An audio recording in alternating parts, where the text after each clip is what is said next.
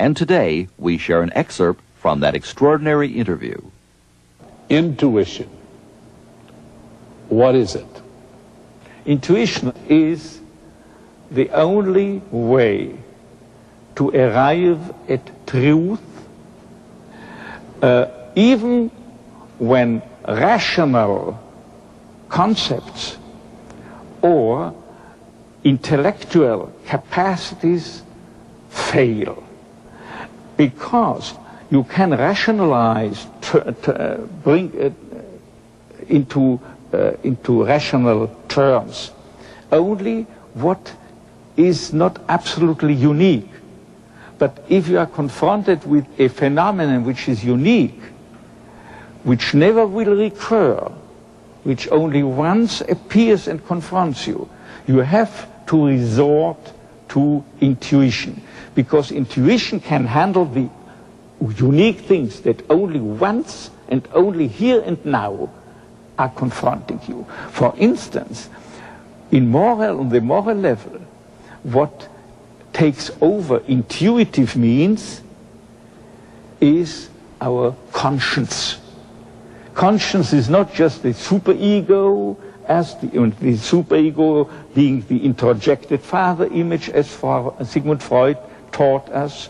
Conscience is more than the outcome of some conditioning processes, as the behaviorists try to persuade you. Conscience is that organon built in the human condition, in la condition humaine, which can get hold of unique things, unique offers of a meaning potentiality to be actualized. You sound like Kant. I congratulate you, because it's absolutely right and pertinent, your remark. It is 50% of Kant's teaching. Yes, and there are few people in the world throughout history who really could digest it. Well, I don't think I digested it, but it surely impacted me. Maybe that was the reason. Maybe you must have digested it because it has nourished you, apparently. And it's probably set the soil that on a subconscious level made me hear what you were saying and receive what you were teaching and be responsive. Oh, this is interesting. You see, there's a great danger.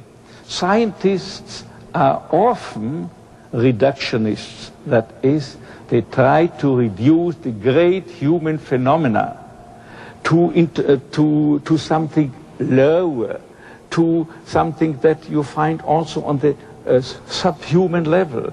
If people say you may find everything actually also in animals, whatever a human being can develop, and on a mature level, conscience and love and so forth. This is not true. This reminds me of the story of two Jewish people who were struggling and fighting one another. The one had contended, the other's cat had eaten up 4 pounds of his butter. And then they went to the rabbi for a Solomonic judgment. And the rabbi said, now, how many pounds of butter? 4 pounds of butter. He ordered, bring me scales. And they brought scales. And then he put the cat on the scales, and it weighed 4 pounds. The cat, the weight of the cat was 4 pounds. Then the rabbi said, now I have the butter, but where is the cat? You see, now they find, of course, the pseudo-human properties in animals, but then they have to ask, where is man? The picture of the humanness of man had got lost, you see. This is reductionism. Reductionism preaching that love is nothing but sublimated sex. Love is intrinsically more. Freud distinguished among the sexual drive, the sex instinct, distinguish between a goal and an object. The goal is just getting rid of the tension of sexual tensions, and the object is the partner. Now, a partner on the human level is never an object, must never be used as an object, never be used as a means to an end. This is Immanuel Kant's second version of the categorical imperative.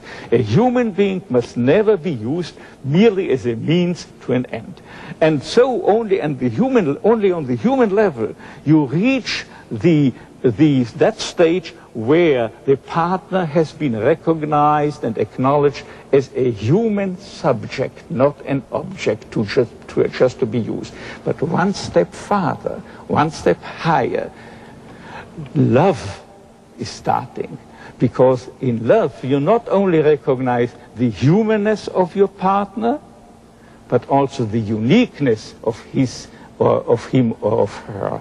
That is to say, only a loving person is capable of getting hold of the unique core of that other person who represents his love partner. Somebody said to me, well, if God is God, why doesn't he let us see him? I quoted this from the Old Testament. I said, well, the Old Testament says that no man shall see God and live. If we really were, as humans in our brains, capable of seeing God in a scientific reality type of an experience, we'd die of a heart attack. There are transformers out here that have to cut the electric power down before it finally gets to a light bulb, or the light bulb would just explode. Yeah. I think the energy level, the excitement level would be more than this organism biologically can handle. We would also be robbed of our freedom of decision to decide in favor or against God. Exactly. If I had the guarantee, religion would turn out into something, would be turned into something, say, what is it, insurance. That's right. It would insurance. Yes, if I believe, then I will be happy in heaven, sure. You see? You know what? But without any force, only without being rationally forced, I have emotionally, let me say existentially, to plead for God rather against him. Only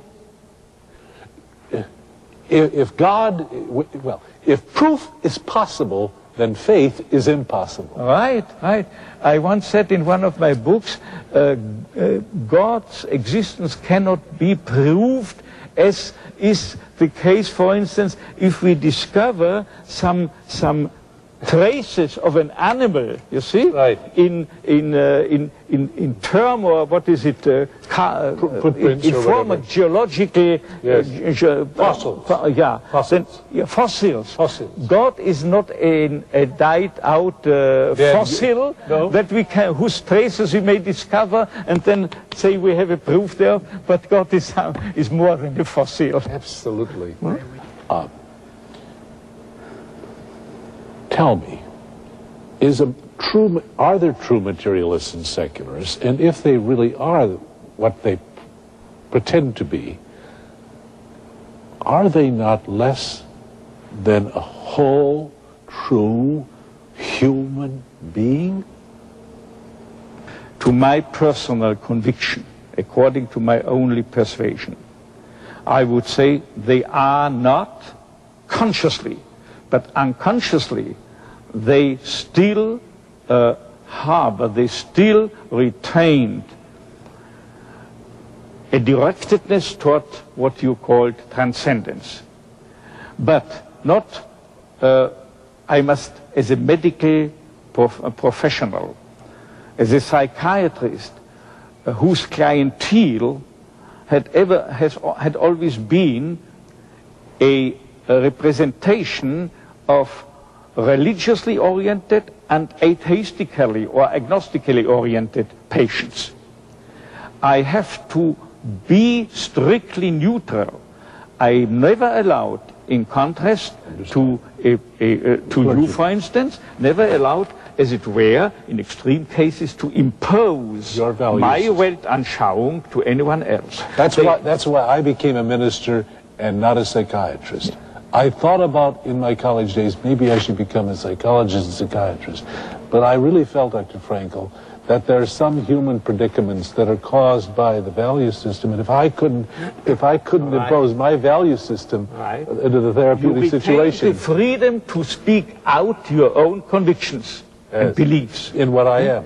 Which I'm not allowed to do, not even in my publications. Right. Only in a few instances I allowed explicitly myself to speak on the borderline between theology and psychology. And then I make the preface remark that what I'm saying now, throughout the next 8 pages, for instance, is nothing that you have to subscribe in order to call yourself a logotherapist. I understand. So this is my private opinion or conviction. Very good. Very professional. But there is an unconscious relationship to God, which I tried even empirically to reveal. You may in some dreams, by interpreting dreams of your patients, find that although on a conscious level they claim to be atheists, there are discoverable some longings in the direction of religion.